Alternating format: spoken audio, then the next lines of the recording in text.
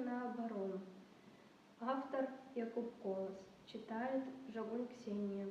Гремять громады удень и уночи, земля положится у огни. Кривавий жах по свете крочить, поставшись чорний в глибині. Драпежний звір оскалив зуби, а побач з ім прийде шкілет. Шукає Гітлер своє згуби, і згине наглый людоед. Ему крови пролитой мало, разбойник прагне больше ахвяр.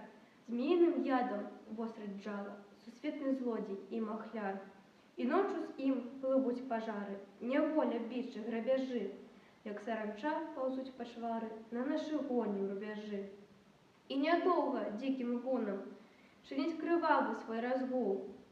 Я чую, робять люди троны, кують ланцуг для калігул. Мне скиснулися подборы, навала дикая орды. Бандит заплатит своей шкурой за наши селы, городы. Вышей, ярчей уздимем молот, распалим горных городшей, и на оборону молит волод удар по ворогу ямчей.